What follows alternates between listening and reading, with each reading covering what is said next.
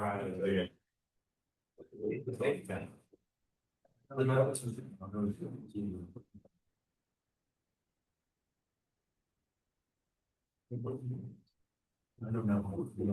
morning.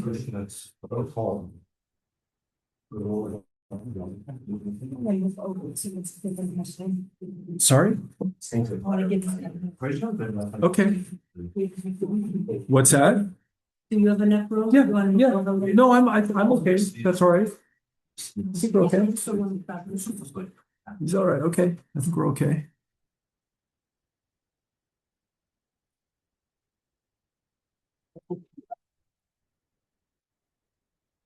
What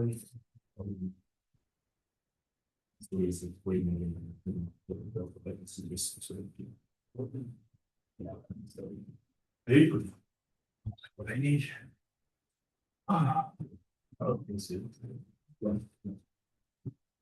Completely, like, I don't think I'll waste anything. That's it. Kid too. Okay.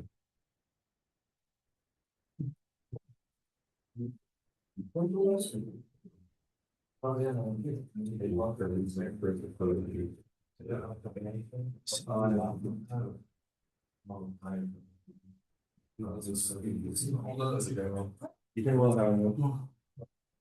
So you guys would. And you guys should find out that apparently I have a loan name. Or like I have been removed with my name on immigration. Where do you live? I live off, I was in abroad and now I'm off campus. Oh, I thought this might have one. Yeah. So they're like large today, or you just found out that you have one sign? That there's a room in my name, like it has like a parking entry and everything. Okay, let's get started. Today we've got an hour and 10 more minutes here. Then William Blomstedt, who works for Webster Pacific and has for 10 years, is going to talk about the mapping that we do, and then we're going to go to special collections and see.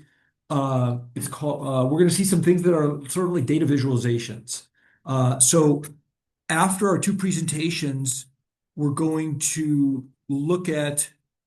I got a little deck of slides about data visualizations in old maps, and then a piece on design in maps, and then modern day maps. But I promise it's not going to be that long. And then we'll look at. I think we're going to look at Menard's. Anybody know the Menard map? Are you familiar? I thought you were talking about the store. No, no, not the MEAMIN. Anybody know this map? Okay, good. It's a seminal information visualization and map. And then I think we're going to look at a map of New York City that's got a lot of layers on it. It's a modern day map. Raphael, I'm sorry, one more map of New York City here. But it's a good example, and it's very in the news. A writer for the New Yorker just wrote about this map. So with that, I'm going to stop. And Matthew, do you want to lead us off here? Let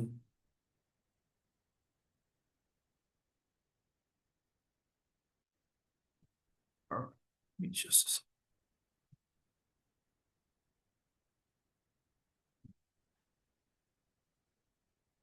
All right, you should be good to go. I'm gonna stop. Oh yeah, all right, so sorry for the delay, but it's good to finally be getting there. So I wanted to talk about my hometown, as a lot of us have, talk about kind of our home regions. It's a little town I'm very proud of, and it's called Cold Spring. It's about an hour and a half north of New York City, just in Putnam County. And I wanted to look at a map of it from a little while ago just to see kind of what has changed, would I recognize any of the areas or houses or buildings or anything. And without further ado here, let's get into it. So first here, the map was made in 1867. And when I was looking at the David Rumsey website, there was one that was made in 1857, but I wanted to look after Civil War because there was a lot of growth in the town during the Civil War. And he was an independent surveyor, so you'll still see here there's a lot of there's a directory here with a lot of kind of ads of either people who donated or just businesses that like kind of a list of the businesses in the town. And then looking here, as far as like when we're analyzing, all right, what's the purpose of a map? This is kind of just for the people within the town. It's not necessarily nowadays it's like a tourist town, but here this map isn't made for tourists. It's made to show, all right, who owns what, right? You see there's a lot of names here and a lot of all right, this is this office or this is this, person's kind of home. So it's to see nowadays, I could not find a map that showed this kind of stuff. There's probably better online records that don't even be put on a map, but the purpose back then kind of here is listing who lives where. And as far as who got chosen for this map, it's kind of up to the person making it. This surveyor went and did a lot of New York counties at the time just to kind of get a record of the towns. And then looking over here at kind of the most important part of this map, I don't know if anyone's heard of the West Point Foundry, but my town is about 2 miles away as the crow flies from the West Point Military Academy, where Army cadets are learning and training to get into the Army.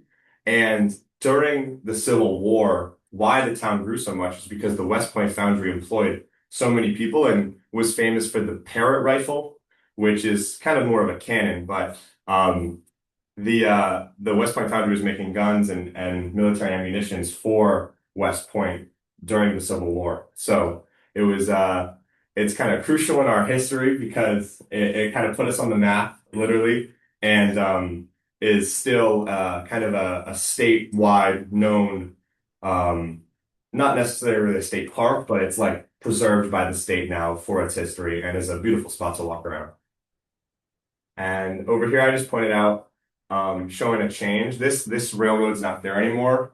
And you can see, just for reference, here's the Hudson River, and the end of this railroad, West Point's like down here. So this would be the point as to where, they would offload all the goods that they needed to for the military academy. And also, I wanted to point out, if you keep taking this road that leads up to my home, I had to give it a little shout out. This is the town of Nelsonville. It's just a smaller town beside it, but it's all encompassed as Cold Spring. And then when I was thinking about, all right, what has changed? And when we're looking at, all right, speculation or estimation within map making, if you pull up a map of my town right now, it looks pretty much identical. There's a lot of roads. It's the same structure. There are more buildings as expected, but there's only I was looking at it with my brother, we were really analyzing it. There's only a few like roads here and there that have been added or changed at all. So, and also the population stayed about the same. So, it's fun to see how, all right, I wanted to look back at my town and look at a map, see what has changed, and really not much has, but I kind of like that because it's the place I've lived my whole life and it means a lot to me. And to see it's kind of kept the same structure and even had like schools or certain stores in similar spots, it was really special. So that's it for now. That's just the yeah, that one. You said your town is big on tourism now. What's the thing with people on tour? Yeah, so as you can see, there's this train line coming down here. And now that is a Metro North train line, which in about 85 minutes you can get into Grand Central. So for the weekends, people come up and it's huge on hiking. I'm in what's called the Hudson Valley, and just up here and just over here are kind of two big mountains that create part of the valley here, and then right across the Hudson River, there's the other mountain creating the valley. And yeah, hiking's huge, and there's actually been a lot of changes within or proposed changes to make certain pathways to these hiking trails, and that's caused a lot of controversy within the town because half of the people are like, no, we don't want there to be all these new paths because it's going to create so many more people coming here. It's going to like ruin my home. But then the other half of people are like, yeah, but like our main street is only staying alive because of tourism. So it's this whole debate of like, do we grow or do we not? And but yeah, hiking is like the number one thing. Also, there's like some special like antique stores and right, listen to that little fun things to kind of break away from the city on the weekend. But the hiking trails are kind of famous in my town. Yeah. On the waterfront, is there access to the waterfront? Is that like, Yeah. So, I don't know which dot maybe can get us there. Maybe five can get us there. I mean, nowadays this is still the same shape here. There's a little like gazebo at the front and a really nice kind of park. If I zoom back out, a park that's all in here that is access to the waterfront. And if you ever do visit Cold Spring, I don't know if you're passing through, I definitely recommend you drive down to the river because it's kind of you get a really nice view of West Point. Like during 4th of July, everyone goes to the park and like watches the fireworks across the river at West Point. So even though we're divided by the water, it still like is a big part of our community, the college. Yeah. Is there a bridge close by? Okay, so yeah, so there's a bridge like down here. So it's unfortunately really inconvenient. It takes about 30 minutes, even though if there was a direct bridge, it would maybe take 5 minutes. So as far as like when I was growing up, going there, for various like whether it was sports camps or just to visit, it would take a while. But it is still visible, and that's why I was saying like 2 miles as the crow flies. Let's take one more question. Yeah. how long have you guys been in Cold Spring? I since I've been born, and then I have an older brother who's 23 now, and since he was like one, so I guess 22 years. And what's really special is it's one elementary school, one middle school, one high school. So there's a lot of families where pretty much my whole graduating high school class was the people that I came into elementary school with, and we had about 80 in our grade. So it's a really tight knit group, and it's basically like Williamstown on steroids, where you are walking around and you'll be wherever and you'll see a ton of people you know. And as far as your grade, you get to know so many people walking around and just from all the time you spend together. So, yeah. Awesome.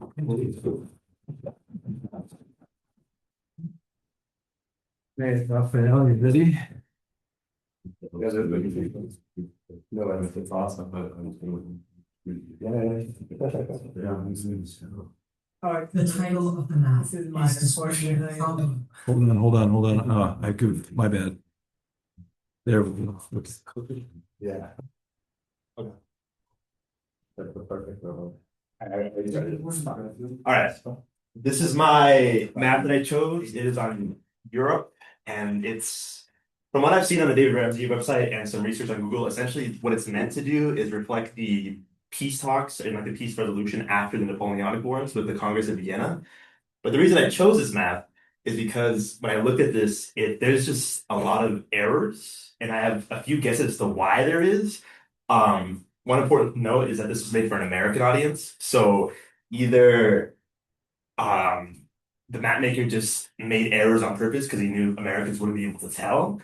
He had bad intel, or he was just guessing as to what peace options would be taking because some of the things that are reflected on this map were like thought to be like, oh, we're going to do this as a peace option. That's not what actually happened.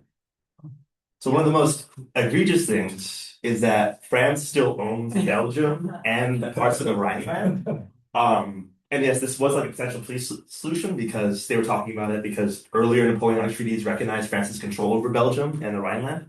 So that's possibly why it's there, but I don't really know. But this is just not what happened. France's borders were reduced to roughly their modern day.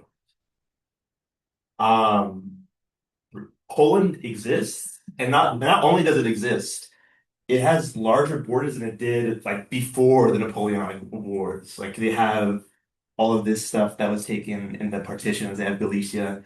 Again, I really don't know why Poland exists. What actually happened is that Russia took the lion's share, and Poland existed like here as like a puppet state of Russia.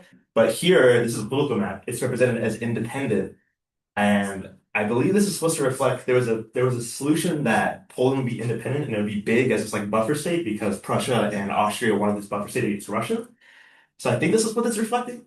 But again, I don't know. And this is just something small. This is the German Confederation. I just thought it was neat that it was referred to as Germany. I feel like that reflects some of the like nationalistic sentiments that were gotten from the French Revolution, just referred to simply as Germany. A unified Italy exists in this map. Again, I don't really know why. It's referred to simply as Italy. I guess the point was that they just wanted to keep it simple because Italy was kind of complicated. So that's my only guess as to why. But yes, it has roughly the same border as Italy. and again, nationalist implications. Venice was annexed by Austria, just not reflected on this map. It's part of this United Italy that exists on this map. Don't know why. Small thing, Sweden's annexation of Norway is recognized, but it's implied that they own Iceland, which again is just not the case. Iceland was owned by Denmark, even though Denmark lost in Napoleonic Wars, they still kept on to this, so I don't know why they're holding on to it. And this is just something I found interesting that the UK is still confederated. We have Scotland, Ireland, Wales isn't really recognized as independent, but it's just a little weird to me that they've confederated the UK, but they reflected Germany and Italy as like united. So they only put that type of effort for the UK. Also, this is just weird to me. I mean, this is the Ottoman Empire, this like Ottoman control like over Turkey, but it just keeps going. So it's not really clear where Ottoman control stops. I mean, it stops roughly here, but the line just keeps going. So you're not really sure. And it's just kind of weird to me. It's a little strange. And in general, there's a lot of like smudges and discoloration. Like this should all be Ottoman control, but it's just white. And like there's smudges here between Germany and Poland. Like there's a lot of small little imperfections. And I think part of the reason they didn't color this in is because my guess is that the paint or the coloring was like expensive, so they just want to use more of it. Also British Gibraltar, not recognized. It kind of just looks like Spain still owns it, which is again weird because the UK never lost control of Gibraltar during the Napoleonic Wars. So I really don't know what's happening here. And these are just small little notes. The Sea of Azov has an F, but the city of Azov has a V. So I have no idea why it has an F. I mean, this was referred to as the German Ocean. I just didn't know this. I didn't know that the North Sea used to be called the German Ocean, so that's just a neat little note.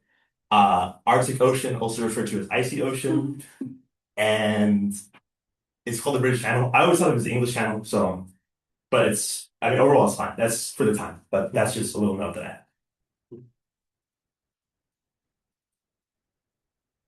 Do you think this was just made by a lot of different people? No, from what I could find, it was made by the cartographer was one guy, but I just think okay, I kind of feel like it was an amateur because of how many mistakes there are and all like the little smudges and discolorations, but that's what I think. I'm not really sure to be honest, but that would be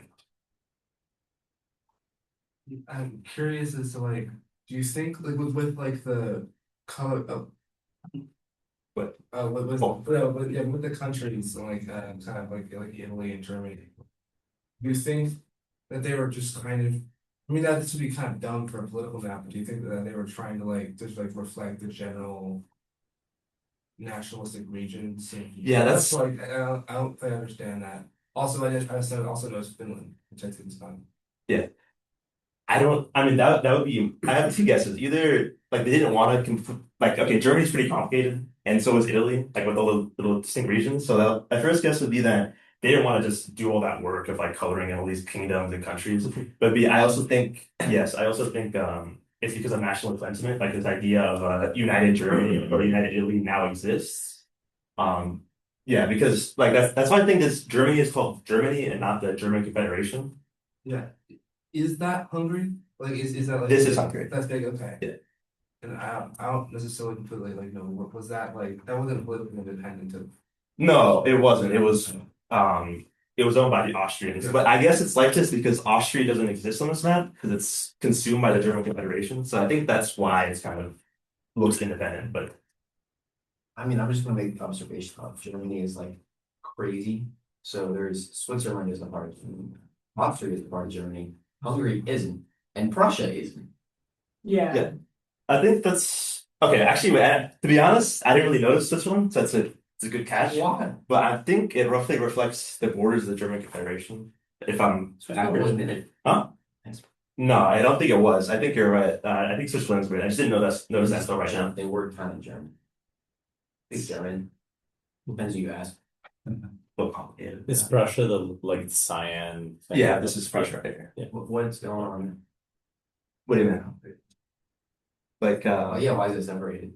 because that part of Prussia, like, Technically, yeah, HRE. yeah, technically wasn't part of the like the German Confederation was replaced HRE, and this part technically wasn't part of it, so that's yeah, it's just a little outcropping.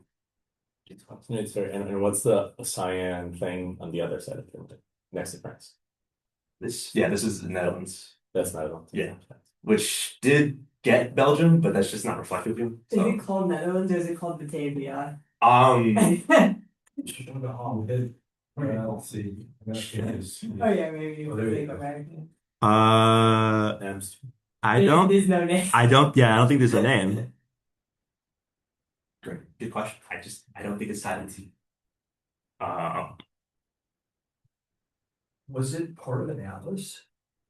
No, from what I can tell, this map was just Europe. Like it was commissioned just to see what Europe looked like after the Napoleonic Wars for like Americans who don't know anything. Interesting. That's fine. Any other questions?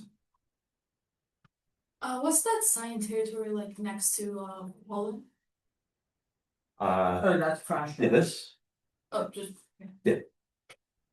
What sparked your interest in this map? Well, I was looking through like a lot of maps in the Napoleonic Wars because I like that era, and I saw this map, and it was just so confusing to look at. I think that was the big thing because there's just so much. There was like a few things wrong when I first looked at it, but the more that I looked at it, there was just so many little errors, or so many little things that were just wrong. So that's why, yeah. Where did you learn so much about Napoleonic Europe? I find the Revolutionary era pretty interesting, and I watched like a lot of videos talking about like the peace deals and stuff like that. Like the Congress of Vienna, and that's why I think like some of this is reflecting like the ideas of okay, we think like I think part of it is that the mapmaker just thought okay, France is probably going to keep this, which is just not what happened. But that was like one of the ideas of the peace treaties. It actually was suggested that Austria cede Galicia, like the kind of Yeah. It actually was suggested that they cede it to an independent Poland. Yeah, no, to be a buffer state to Yeah, Russia. right. And I think that's what's being reflected here. But Yeah. again, but that's just not happened. So yeah, but that's also what's interesting about this map. 'Cause I think it reflects those ideas, like this peace talks. Do you like know? I mean, I don't know. Do you know if it was actually ever seriously considered that like Russia would give up Finland to like Sweden? Because that's the part of the map that just kind of throws me. I don't. Okay, I'll be honest. I didn't. No, I don't really know. I didn't even notice that Finland stayed with Sweden. I just kind of overlooked that. Like, Back again, in time. this is like with the Switzerland thing. Yeah, there's a few things that yeah. But no, I don't know. Great, thank you very much.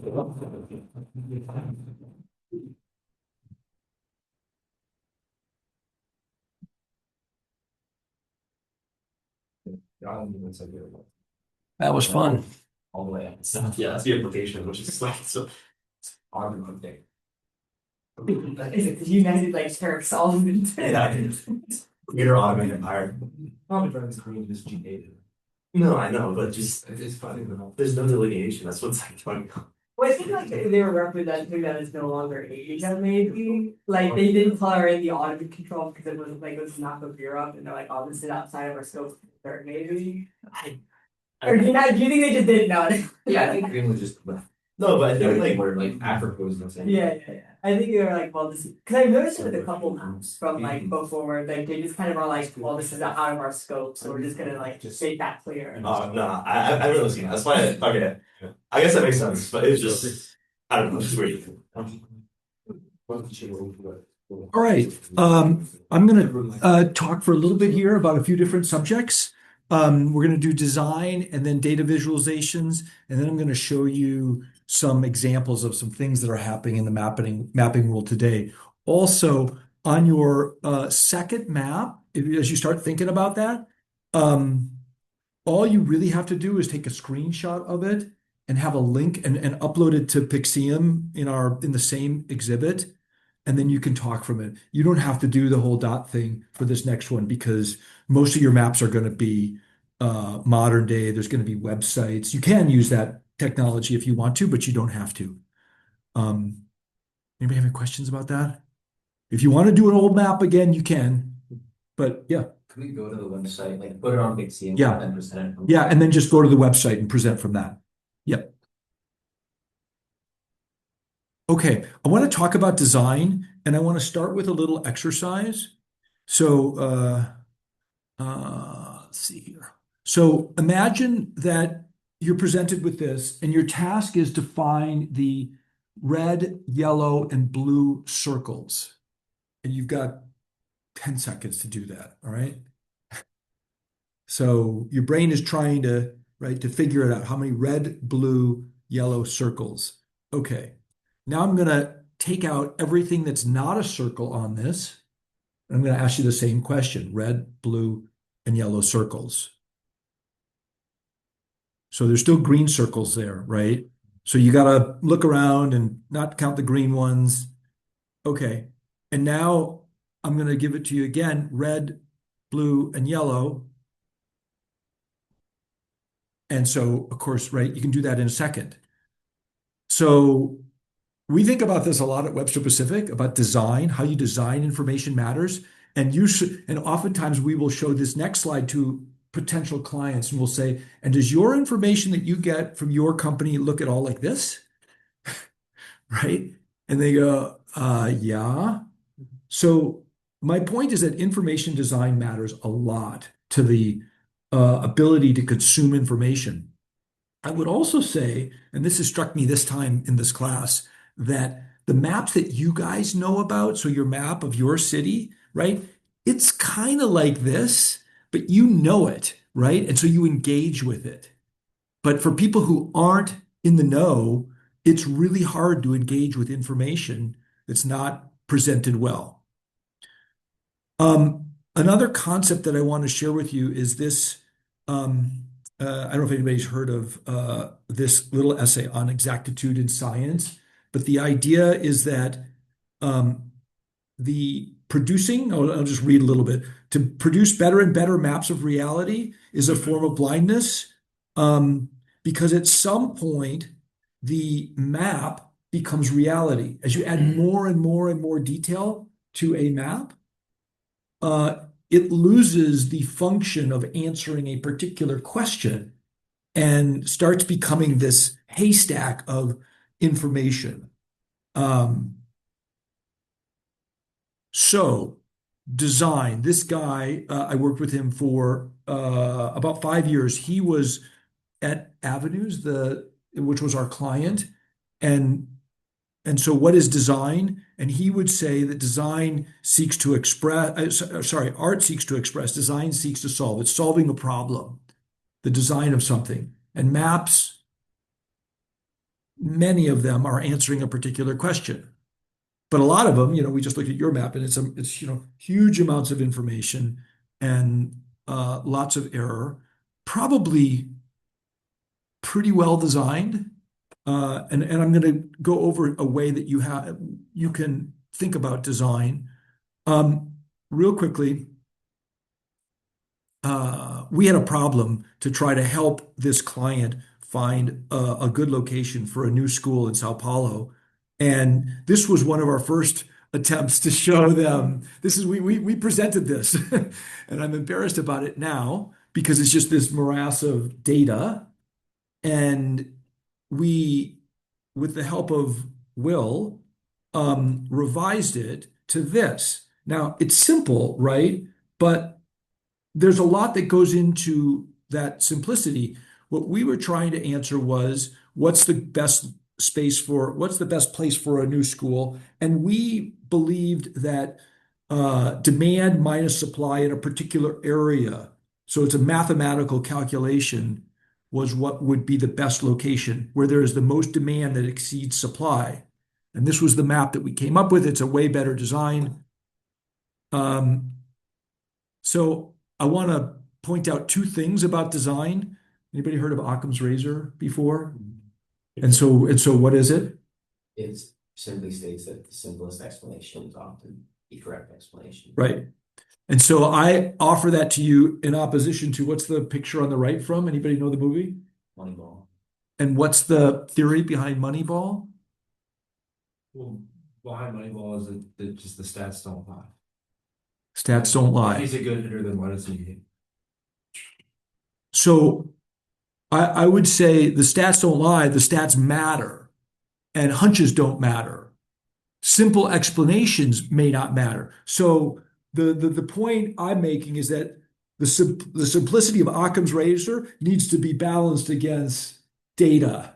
Sometimes complicated or more data does answer a question.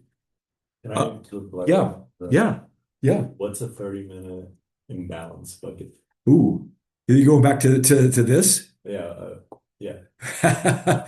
Um, William's going to talk about this in an hour, but the gist of it is if you take every point on this map that's maybe 200 meters apart from each other, and that's what this map actually is. Take every point and draw 30 minutes around it, like literally a drive time. It's called an isochrone, and then you collect the data for every block group within that 30-minute section, and you measure demand minus supply. So The balance is like the excess of demand. yes, excess of demand over supply. Cool. Who's from New York City? Anybody? Kinda, yes. Yeah. So the Upper East Side, you'll see this map coming up, but the Upper East Side has a unfavorable imbalance. There's way more private schools in the Upper East Side than there are kids. Way more. And in Chelsea and Soho, there wasn't. And that was why Avenues moved down there. And it was a big hit. Like there's a 2,000 kid school now in Manhattan and Chelsea. Okay. Um, I love what do you call it? Mnemonics? Uh, yeah, so BAZIC is my mnemonic for a good design. So it's balanced. This is a guy named Yagi, late 19th century. Balanced, accurate, zoomable. You can like look at it. It's informative, and it's colorful. Okay, so that's design. I want to talk a little bit about data visualizations and just share with you a few that are out there. This is sort of the, the big list, or the very famous data visualizations. This one we're going to look at here in a second, in detail. So I won't. Florence Nightingale, believe it or not, the nurse in the Civil War, put this together. I'm pretty sure you can look at it later, but I'm pretty sure it's by month. And the blue is deaths from infection, and the red is deaths from battle. Like trying to tell them, like, keep the operating room clean. I'm pretty sure that's it. Again, don't do. A disclaimer on that. Okay, William Playfair, Balance of Trade. Seems pretty simple today, but it was a novel in its time. Jon Snow, Game of Thrones. Anybody? In addition, before Game of Thrones, there was Jon Snow. Anybody know about this? So Jon Snow was an epidemiologist, and there was a cholera epidemic in London. You can go there. I went recently to this pump. There were like 14 pumps around in this area, and there was a question about whether cholera was caused by the air or something else. This goes back to the plague and the plague doctors with the beaks and all that, which right was not the case of how. So cholera was passed in a waterborne manner, and this map. Hold on, it's worth. So Annie Gustafson in our first class. These are all the pumps, and anybody want to guess what these little notches are? The black notches here on the map? Deaths from cholera. And so it doesn't take long to look at this map and see that, right, there's a lot more deaths around this pump. They closed the pump down and deaths dropped off dramatically. And then they learned that it was waterborne and not airborne. That was the only pump that had cholera. I think so. Oh. Well, he's probably in the places here. Edmund Halley made a map of now I'm not remembering if it's trade winds or Gulf. I don't think it's the Gulf Stream. I think it's winds. I don't know much about this map or this one. She's really famous, Emma Willard. Susan Schulten did a whole book about her, and this is like a map of the history of time and thought. Diderot's Encyclopédie was novel in terms of the presentation of information and being a comprehensive atlas of knowledge. And the data visualizations are wonderful, and we're going to see that later today. Okay, that's that. Moving right along. I want to show you guys just a few things that are happening today.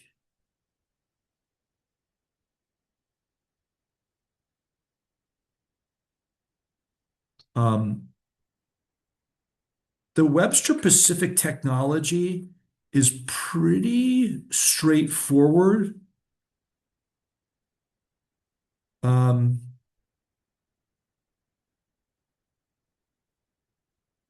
So one thing that's happening is called LiDAR. And LiDAR is used for Waymos and all the vehicles, self-driving vehicles are using LiDAR. Welcome to another open station. Okay, hold on. Hold on. If you want to. Does anybody know how LiDAR works? And it comes from satellites or sensors on other vehicles? Simple, cool, simple, nice.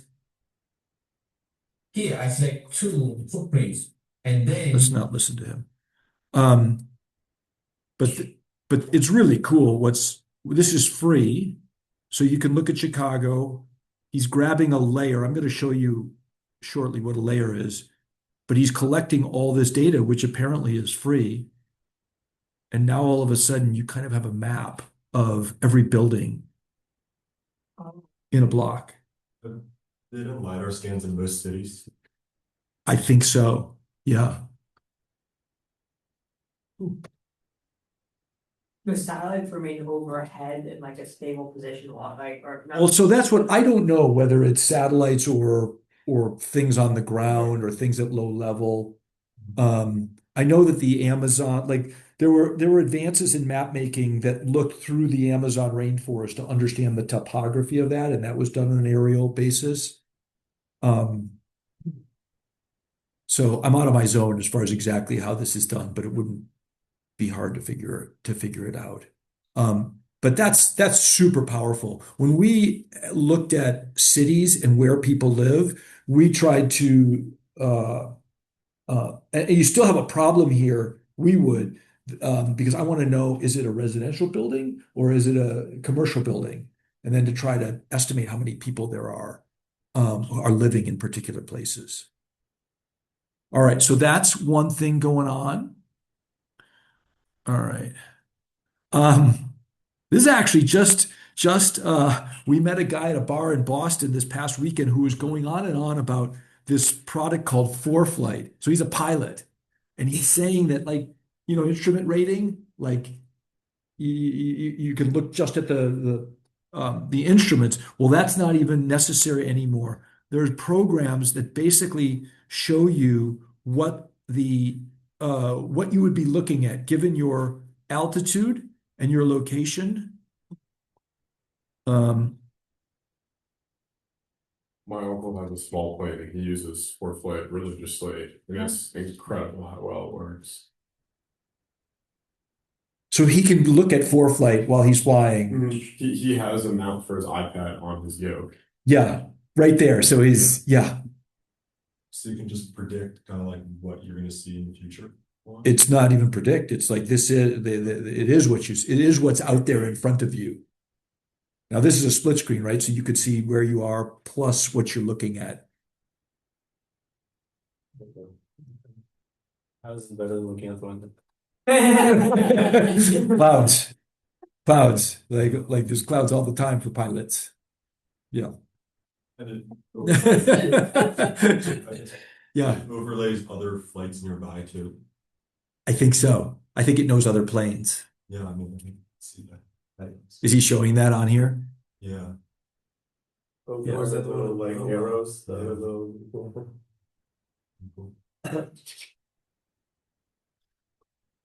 Okay. Um, this is a speaker that we had last year, and so the concept is digital twins, which is kind of what it sounds like. They could take a factory, a city, and basically you build a model of it. And this guy, so not only do you have a model of it, but what this guy does for companies is all the forklifts in the factory have little um, sensors on them, and so they can know where where everything is. All right, hold on just a second.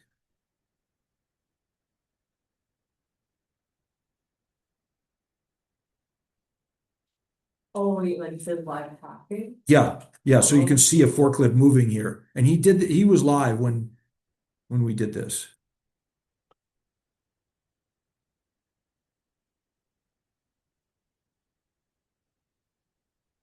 And this, heat map, like, so where are those forklifts going most of the time? It's answering now with they're all tend to be over here.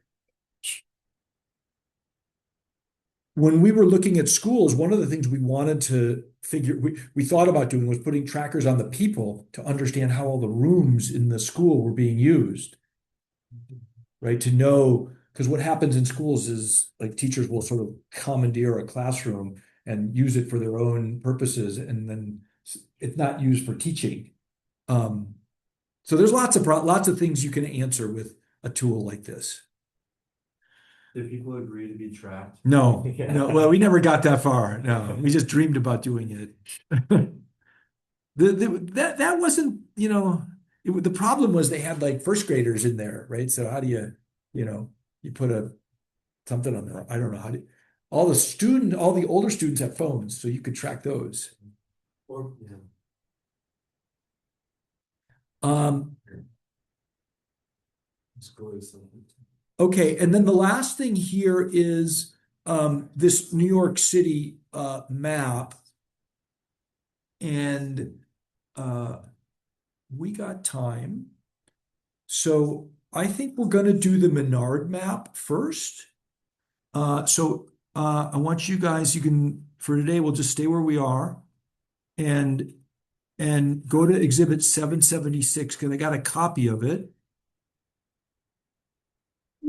And it's the last image in it in 776. Oh, whoops. Hold on. I'm sorry. I lied. Dang it. Okay.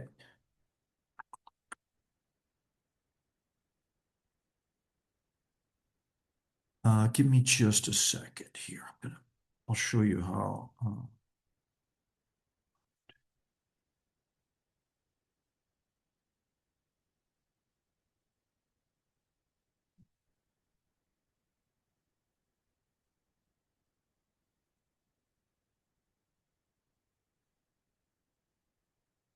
So this is a Pixium thing. I'm gonna duplicate it.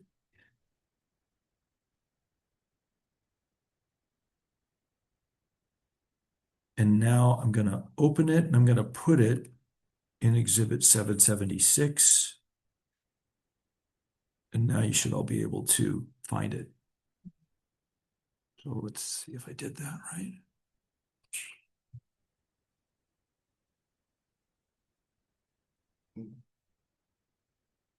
Oops.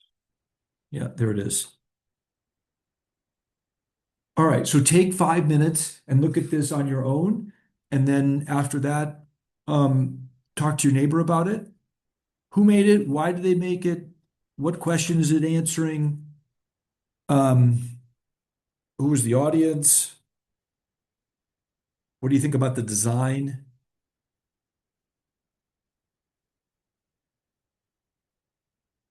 And then we'll circle up in about 7 or 8 minutes and talk about it. Everybody got it? Okay.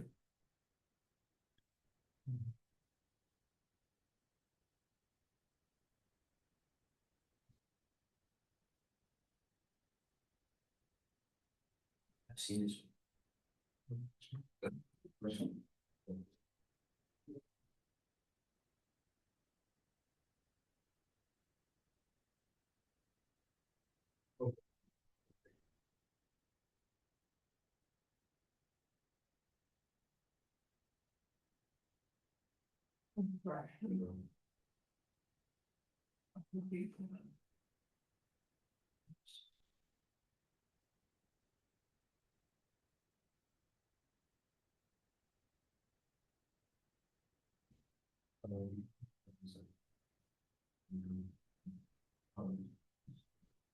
That's enough of those. I believe. Of the zones, other zones.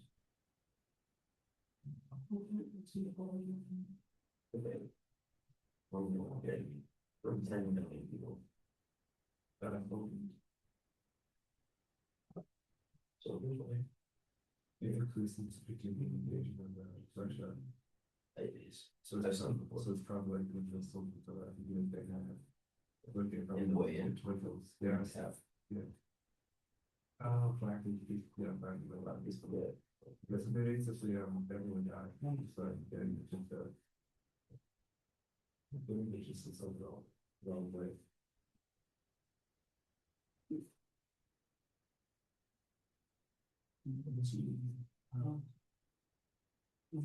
Sure. Excessive gas. Right. Yeah, but you can push it. For days.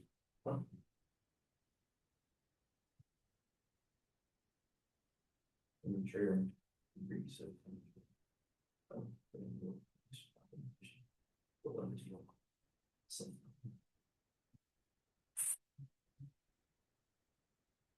Say us.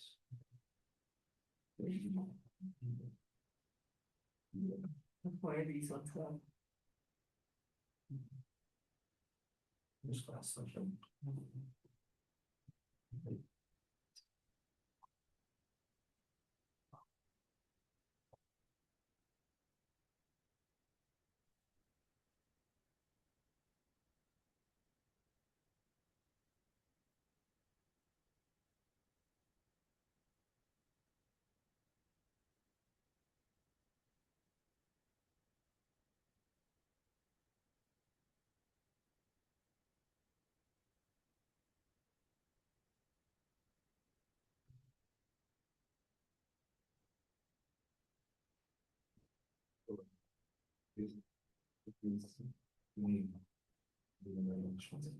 Thousands.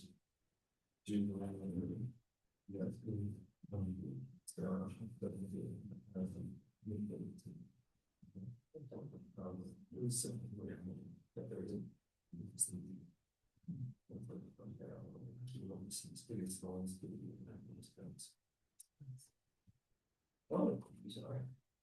So I'm sure I'm smart though. But this is probably price for them. Oh,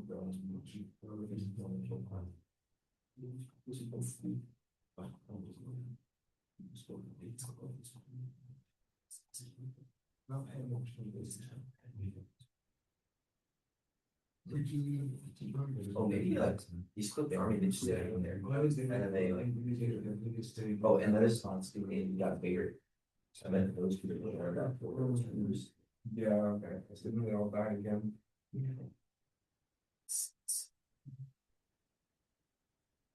anything.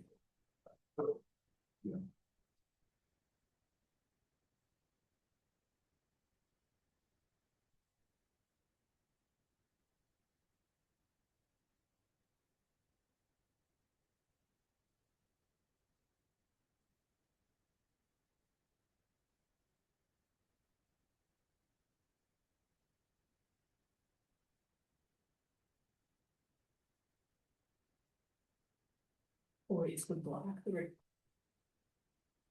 I would use your AI tool.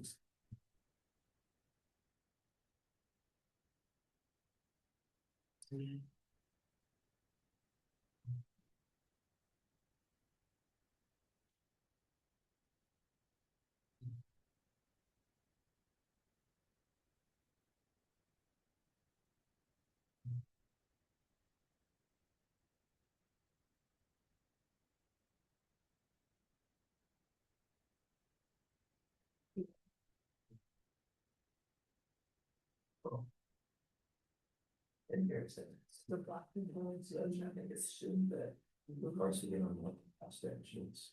Peace and goal happen. Oh. Regionally. And. There's. That always been something.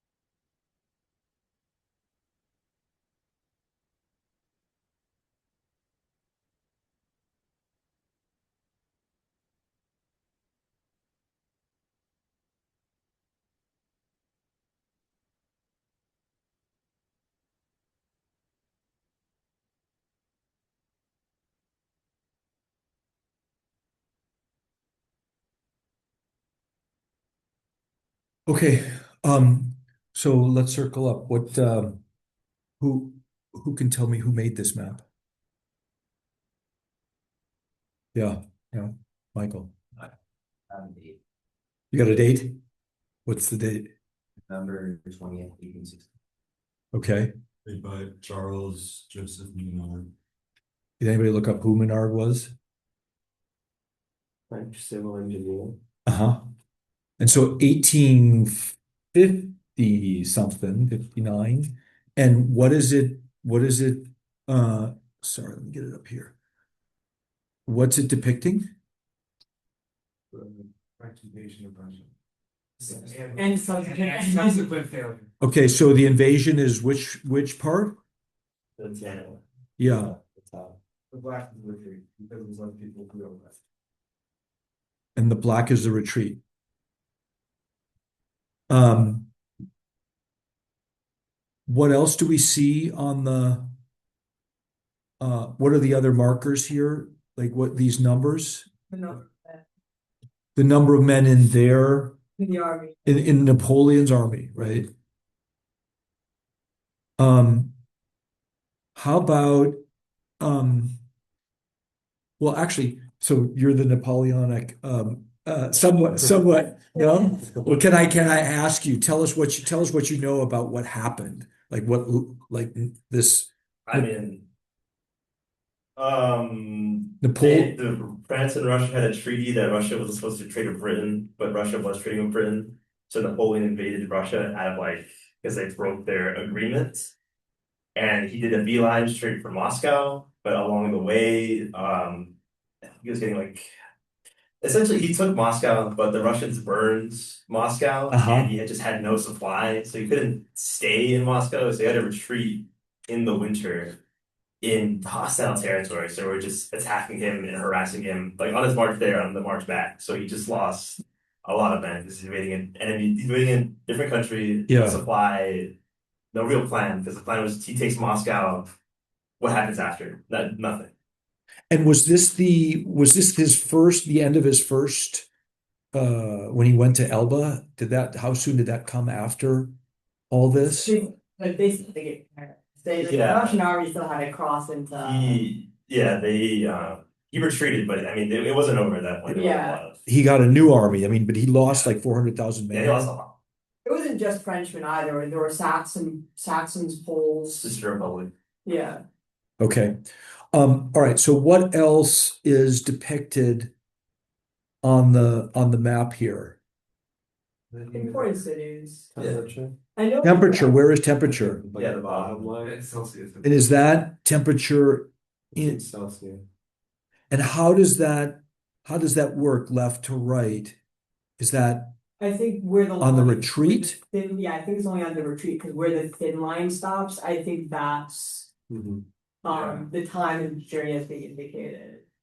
And so what was the temperature when he got to Moscow? This was like That's -18 Celsius. Yeah, 0. 0. Yeah. And then it just got colder from there. Oh, And that's yeah. 0 Celsius? Yeah. Yeah, that's freezing. Yeah. It's not Celsius, it's Yes. I'm pretty sure it's a different, it's creamer, however you pronounce it. Okay. It was popular before, so.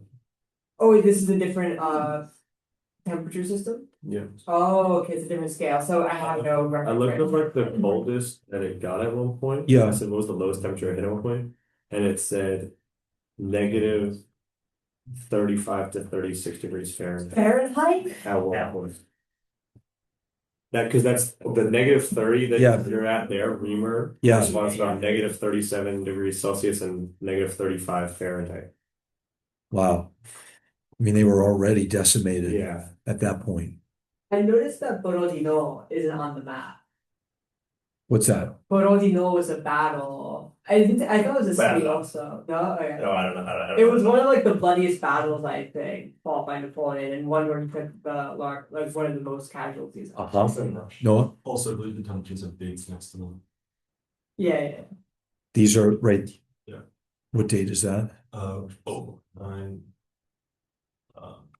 Translate doesn't have that one for me. But, Okay. Like 14/9 Yeah. is maybe December 14th, or I think it's November because it's 9 and then ERE. LE 14/9, yeah, November 14th, yeah. It's still temperature. Yeah, I mean,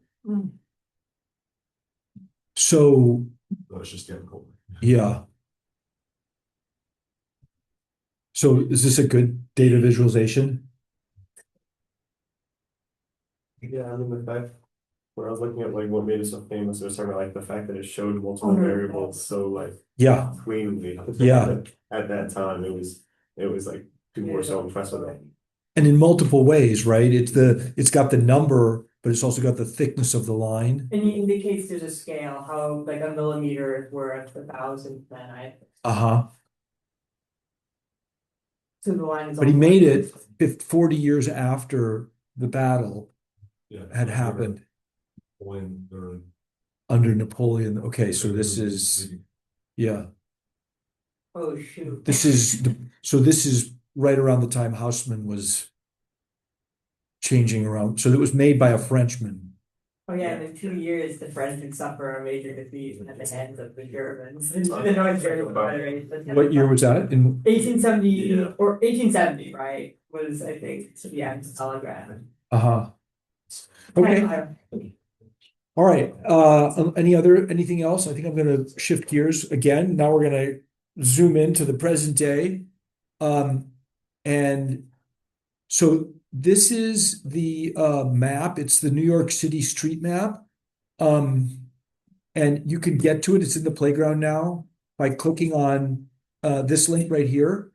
So it's in the, you just got to open up the exhibit text on the next image right after the Menard, and then you'll get to it. And what I wanted to preface this with, New York passed a law to create a digital city map to modernize city operations. This proposal is going to consolidate the city map. There's 8,000 paper maps in New York City right now. I'll see if one of my friends, map buddies, told me, because this article just came out in the New Yorker by a guy named Adam Gopnik, and he is talking about this map and how we're getting to this place where we're mapping everything. And what's the purpose of the map is somewhat lost when we get there. But what I want you to do is open up, sorry, I gotta go to a different tab. I want you to open up this map and look at the layers. So in the world of GIS, and that's where we're headed here with William, who's coming in 10 minutes. GIS works with shape files and data, meaning block groups or counties, or a shape file is a it's a piece of data that indicates, a polygon of some sort. And that data is out there now. And it corresponds with census data, where in every country that we looked at, they had a different authority that had all the shape files. And then the businesses and organizations within every country will put data into those shape files. And this is GIS. So I want you to poke around with this thing and turn off and on some of the layers here. So the layers are on the left here. And so you can turn them all off, like I'm doing right now, and you get just a base map, which is, William was going to talk about some of this stuff more. So I just want you to play around with this and get a feel for how it works. And then we'll talk about it as a group a little bit about what you found. Okay?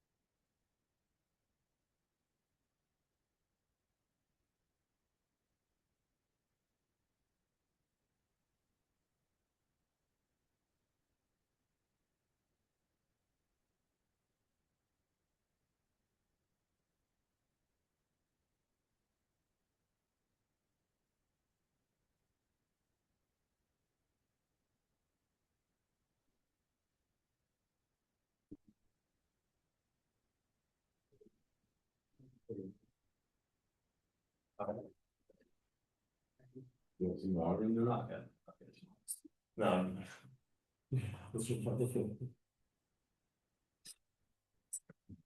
Yeah,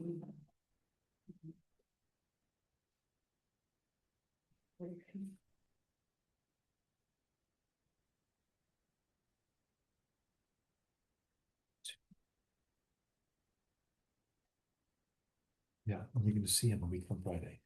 Yeah. He's in Boston. Reached out to me. I don't know, we have to figure it out. You have dinner with Michael's I brother. know, so it'll be before. This is the lady who I think so. feels happy. Didn't do that at all. Yeah. I wanna make sure Michael meets him. That's awesome.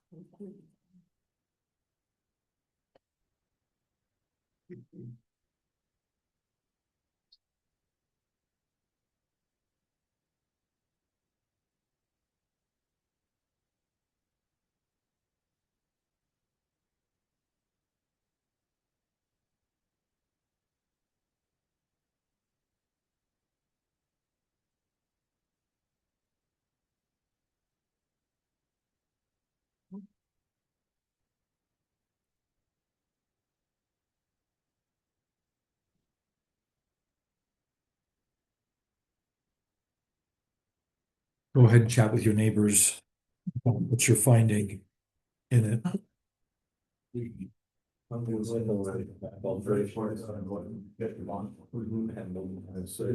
look at, we can play around. Shows you like all these PDFs. It's They're trying to okay, change. right? I'm just buying it, like, it's like. Why would like looking at Sleeper streets, there are streets on the map that look really good. Look at Troy. I'm not open, so. Zoning districts. I think their protection. But, You think it was us? residential, commercial, mixed adversaries. Why is there a lot of, there's a lot of people. Zoning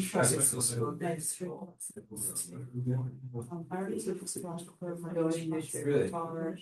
We're looking at the flooding. If I guess this for that, like, There are some. I think it's residential. So do you want to meet Ames for drink? I'd like to meet him, I mean, as soon as we just get into Boston, I'm just gonna say, we're gonna be in before that. So maybe meet him in town before. I'm gonna suggest he just come to our hotel, yeah, at 4 or something like that. Oh, yeah, and then the truck. And that's make sure Michael's there. You can tell Michael to come over. Really, right. He, Ames wants he wants to get into the investment business, so I know he's looking for Contact. contacts. Good, Which we is can fine. tell Michael. Yeah. We go to his wedding. You're gonna ask. I'm really happy. Is for it? him. Oh, you can also.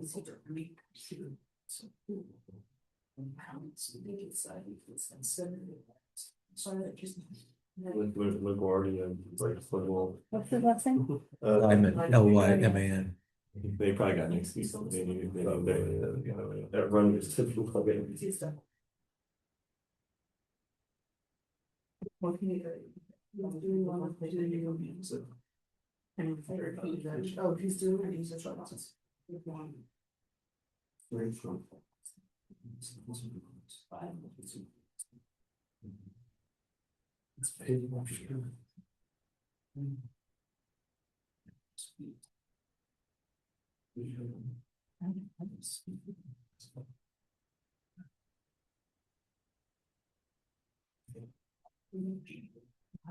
Okay, so let's circle up.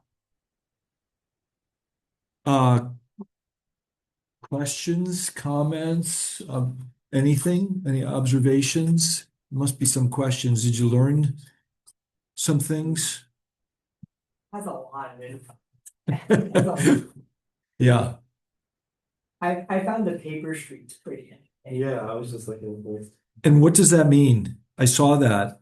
It means that these are streets that are maybe planned to be built, but they're not actually built, and they only appear on maps. So like, if you were looking at this map, you might get the false impression that all of these streets actually exist, when they Yeah. actually don't. So this is telling you which ones, paper streets. Yeah. That's interesting. Yeah. I put on the filter zoning districts, but I'm not really sure what that means. For which one? For everything. Yeah, if you go down to supporting layers, zoning districts. Yeah, they don't tell you which color refers to what district. Yeah, I don't know what it would even be, like school. It'd be like residential, commercial, industrial. Yellow is Recreational. residential, red is commercial, I believe, the like purple is industrial. This is the zoning? Yeah. Zoning. Yeah. So like in yellow areas, only residential buildings could be built, or maybe some other ones like. But there's no, was there a legend anywhere? Legend, but I plugged it in. Yeah. It's also interesting because a lot of the colors are really mismatched, so maybe that was like stuff in the past.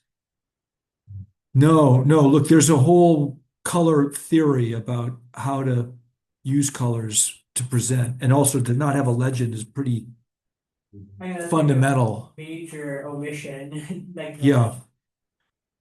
The empathy is one of the major things that I teach the people who work for Webster Pacific, which is like you have to put yourself in the shoes of the person who's going to get what you're creating. Yeah. The other thing, if you go and like highlight over residential or like a zoning district, they'll tell you the code of it. Yep. So I think the like C stands for commercial and R is residential. But like they don't really display that very clearly. Yeah. And it is manufacturing.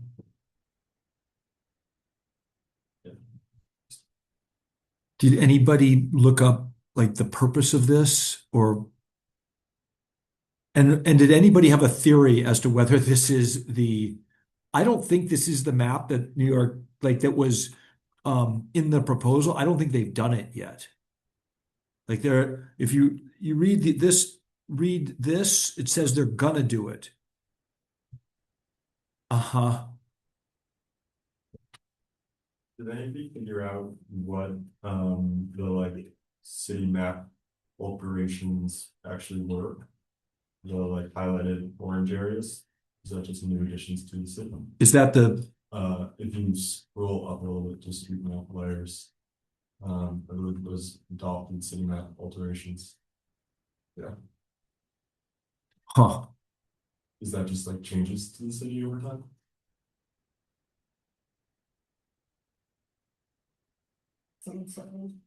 Yeah, because you can turn it off. You can turn it off and like it goes back to 1903. Yeah. Adopted map. No, but you can Updates to the scroll city that through. have it. Like, just so you can change that. There's PDF files that go with each one of these things. Did you look at those? I don't know.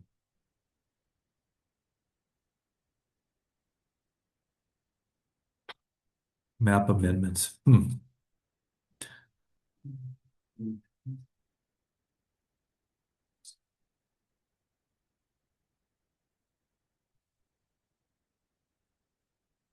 Yeah, the insights in there, Russ.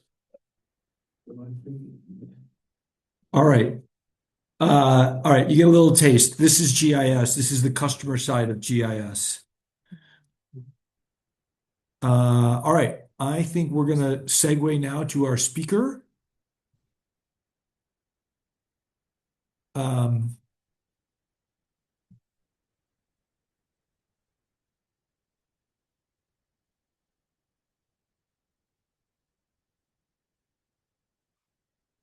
Oops. Hey, William. Hello. Hold on a second. Of an asset. So the middle one kind of represents a building asset. It's more of a trailer, not I think one of the videos. Oh, building, thank you. but- Hold and on then just a other two, sorry about that. Represent different types of switch boxes. Okay. Hey, William, can you hear me? I can hear you. Hello. Can you hear me? Awesome. All right, William, thank you for soldiering on. William's a little bit under the weather here today. But I'm delighted that you did make it. Really appreciate it. So William, welcome to our classroom. Here are all of our students. We are full strength today, which by the way, before we go over to before we go to our next stop, let's take a picture while we're all here. And Gordon McPherson is a business school classmate. Hello, Gordon. Hello, Gordon. Morning, Tom. How are you? Morning, William. Morning, class. Good. And Bro Morris, you've been to several of our talks. I don't know if you can share your camera and just say hello. We get a hello. Okay, hello. How about sharing your camera? Sadly, I have no camera. Okay. And how did you hear about this? Who are you? Seriously. From the daily messages. Okay. All right. Oh, actually, we are I'm going to turn off the recording here because we wanted to feel more free to share stuff about what we do. So, who is Bro Morris? Are you finding it out? That's what he said. Okay. As a staff member in the physics department. Okay. All right. We're doing our research here.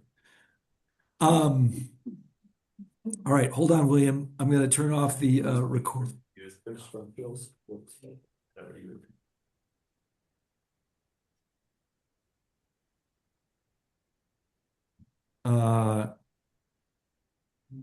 Okay. I do. I'm just thinking somebody wanted to come here, but they're going to have to see this otherwise. Yeah.